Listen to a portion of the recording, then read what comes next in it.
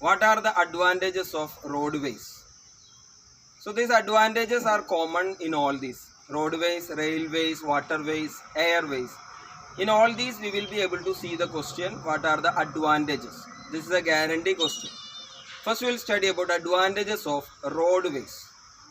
Roads are very easy to make and the construction cost is very less.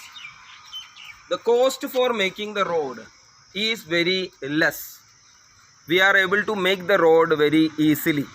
That is the first advantages of roadways. Second advantage is it gives a door-to-door service.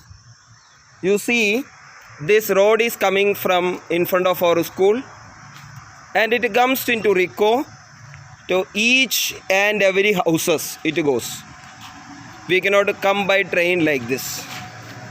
It comes into each and every houses.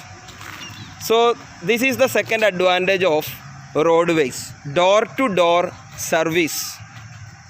Next one, it connect a link between the waterways, the seaways and the railways. We can go from railway station to seaport and seaport to airport by using the roadways.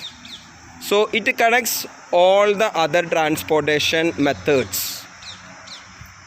For the shorter distances, it is a principal mode of transportation. For covering from Abu Road market to Sadpur or from Abu Road to Kui village or to Mavel, like that of places we can go by roadways. So for shorter distances it is a good method. Roads can make into any topographic regions. That means to the mountains or to the plains or to the plateaus or to the islands. Anywhere else we are able to make the roads. The road to Mount Abu is a good example for that. It was made by the Britishers 100 years before and even now also we are using that road to Mount Abu. So these are the advantages of roadways. Next topic is, what are the problems of Indian roads? Unmetalled roads. Many of the roads in India are unmetalled or village roads or the kacha roads. Second problem is inadequate national highways. National highways are the recently developed, but still many of the national highways are not proper or inadequate. Next point is congested Indian roads. Once you go to Mumbai or Ahmedabad cities, you will find it very difficult to go through the roads in that cities because of the traffic jams. So highly congested Indian roads is also a problem.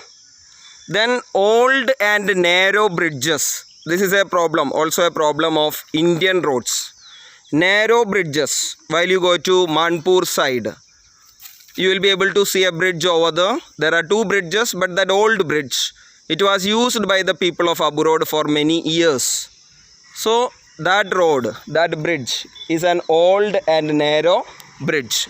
So these are the problems of Indian roads. So problems of Indian roads are over. Next topic is road density. What is road density? The length of the road per 100 square kilometer area. That is the meaning of road density. Length of the road per 100 square kilometer area.